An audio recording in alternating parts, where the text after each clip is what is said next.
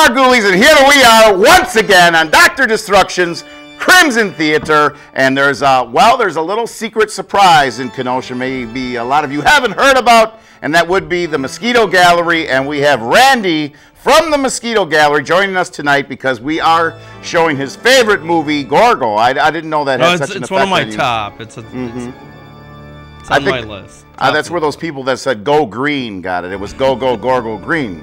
Gorgo is kind of green around the gills, as the British Godzilla, is all we can say about him right now. Some other comments up soon, but well, why don't you tell us a little bit about the Mosquitoe Gallery?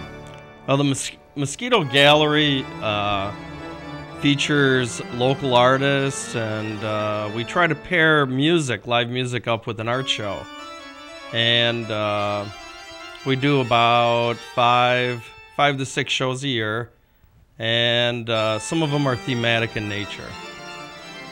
We've done a rockabilly show, we've done a graffiti show, a glass show, jewelry show. Our own Corey Champion, didn't he have a monster show?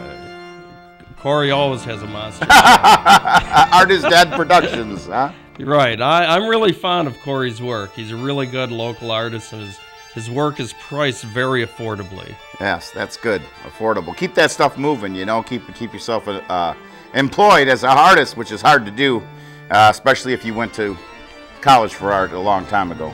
You still got your microphone on there, sir? I believe so. I don't know if I'm so convinced. Oh. Oh, you do? All right. We just blew it. We have hidden microphones on Crimson Theater. They didn't think we had the money for that, did they? Well, I'm wearing camouflage. Uh-huh. It's camo. All right. Just want to make sure there. We wouldn't want to have to cut or something. No. You know. And we want to make sure you know that every expense was spared in bringing you tonight's program. So just if that makes you feel a little bit better. So what are some of the other things you'd like to see coming up at the Mosquitoe Gallery? Well, we've got this new thing, the After 5 Jam, and what we're doing with the After 5 Jam is doing a video and sound recording of really good local music talent. Ah, great. And you've done some of those already, and that might be a future program on Channel 14. Yeah, you know, I'd be thrilled if that could happen. We're already on Lake County Local Access, and if we could get into the Kenosha market, that would be wonderful. The Kenosha market. Oh well, I got a story about that one too. Yeah, Kenosha stories. I think people had enough. But anyway, Gorgo is really a fine film, another adaptation of the Godzilla phenomena, and it's really hard to tell. I think maybe Beast from 20,000 Fathoms was the first radioactive dinosaur movie. Even though Gorgo is not radioactive, I don't believe. It's simply something out of the ocean, something big, and very Godzilla-like in concept. But it does have an interesting plot twist to it. Something I think that Gorgo did before the Japanese did. But we'll just let you watch and see about that one. Super. Any favorite horror movies besides Gorgo? Oh God.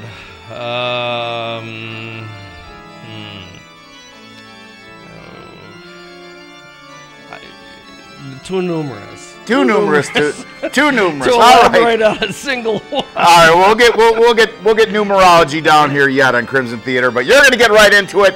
Gorgo on Dr. Destruction's Crimson Theater. Woo! We're always having a good time. If you're not having a good time, you haven't been out to the Mosquitoe Gallery yet. Thank you. We are, ghoulies, and we're right in the middle of it here. Gorgo, it's a Crimson Theater tradition. Giant monsters, rubberzillas. He's not so rubbery, though, and he does got a rather annoying voice, but that's okay. We won't hold that against poor Gorgo. We're very glad Gorgo is on the show tonight. So, being that you are, running the gallery and whatnot, what are some of your favorite artists out there through the years? Let's say commercially or fine art-wise. Oh gosh, Robert Snell is a gallery favorite, and Dove Anthony, local Kenosha artist. Mm-hmm.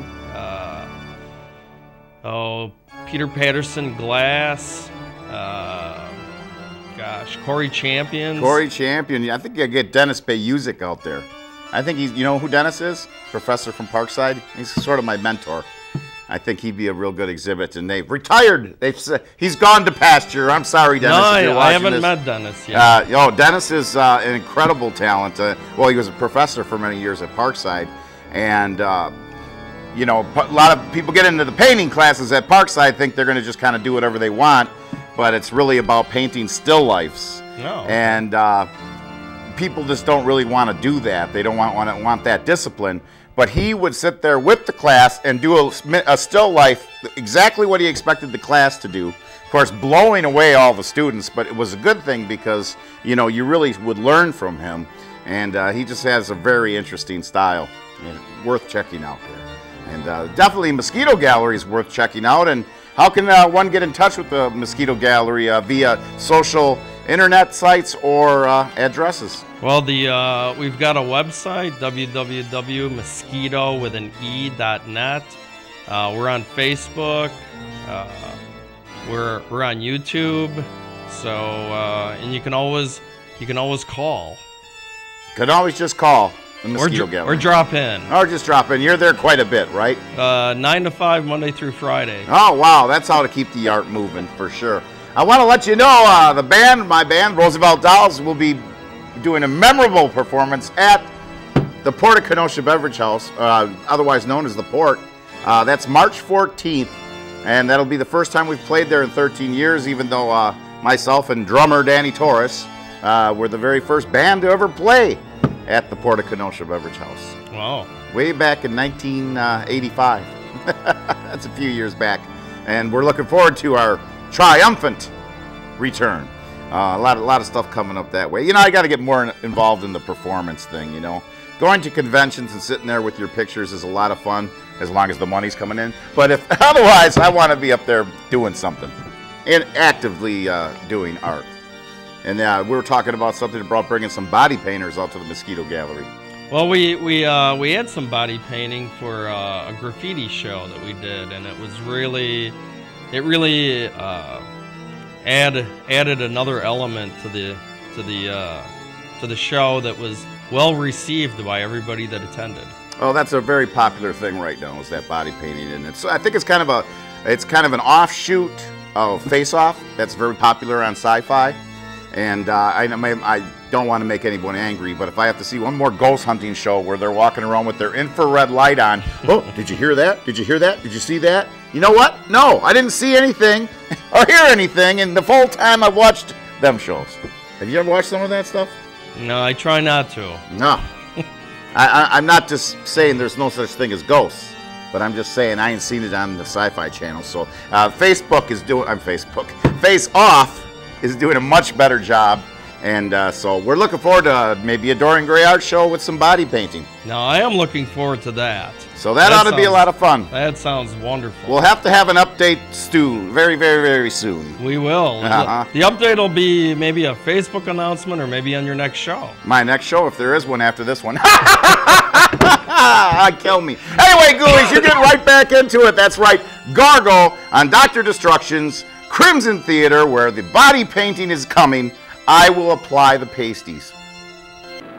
If you enjoyed tonight's horrifying melodrama, sci-fi thriller, Gorgo, and I got a little bit teared up at the end there. I mean, that was, I think they were the first ones to have the sort of baby Godzilla kind of concept going on. And that's pretty nifty how they thought they had the beast, and then the scientists figured out this is only a baby. Oh, God. Ah, yes. The kind of decisions our governments sometimes make, huh? Who knows what kind of decisions are going on. I promised somebody I would stay off politics. That's probably a good idea. I don't think there'll be too much political action in the area anymore. There's not much going to go on now. It's pretty much a burnt-out bulb.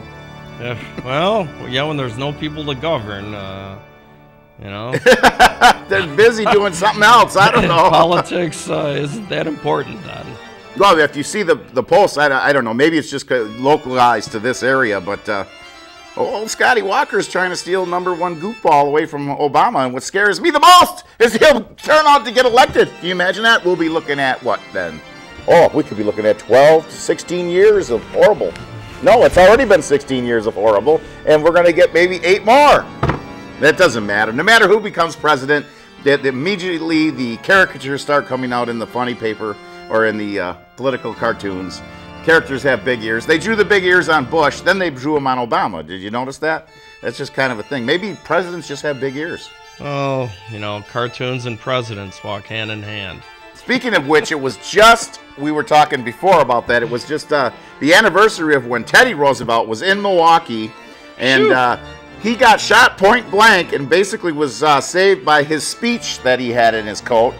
And then from what I heard last night was he had how did he read the speech if he had to use that as a compress to let it go? Maybe he just had it memorized like a true speechman? Well, presidential paraphrasing Ben, the bullet pierced the speech, embedded into the body. He used the speech as a compress and continued with the speech until he finished. Well, he must have, if the speech stopped the bullet, I don't think he got to read the speech if he was using it as a compress. Maybe he would look away. You can look this up on the internet, and it's true. And I was watching, you ever see Inherit the Wind?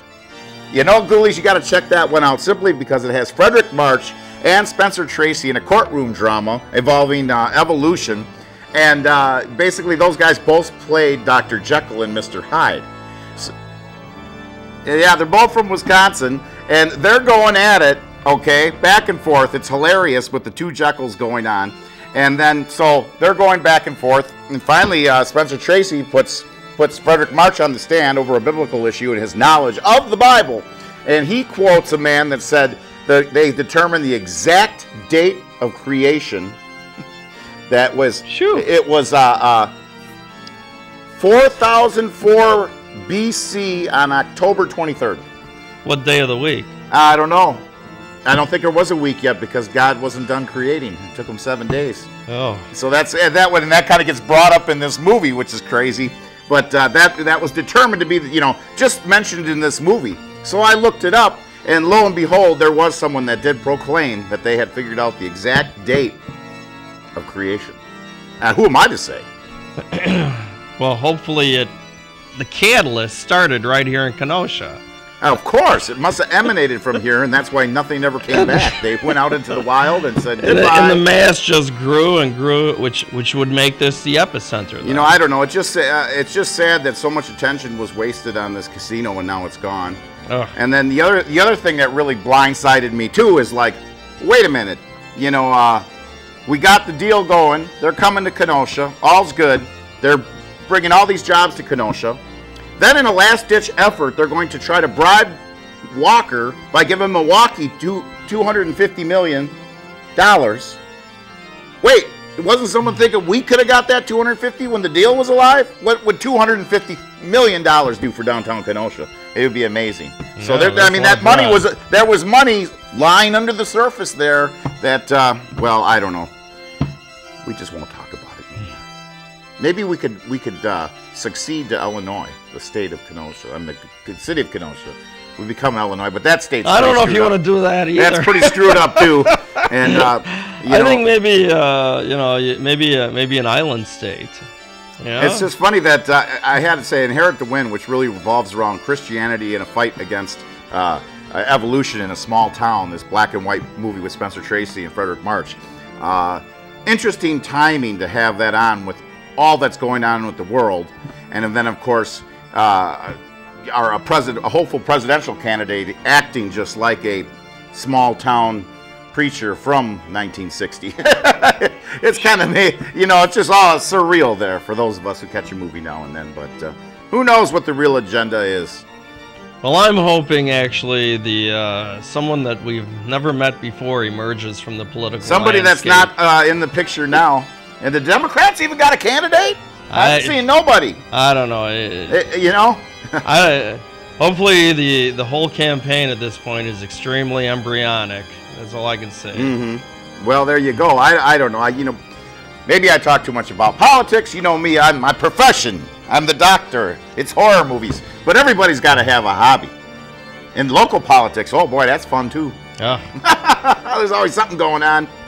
But we're all wondering what if they can determine when creation existed in 4004, October 23rd BC. Well, I'm simply happy that it happened all together. I just wonder when they're going to figure out the date that Scott Barter will actually be lynched by city council members. With that thought, we say, you have a horrifying week, ghoulies. We'll see you next time on Dr. Destruction's Crimson Theater. Thanks for coming, Randy. Thank you.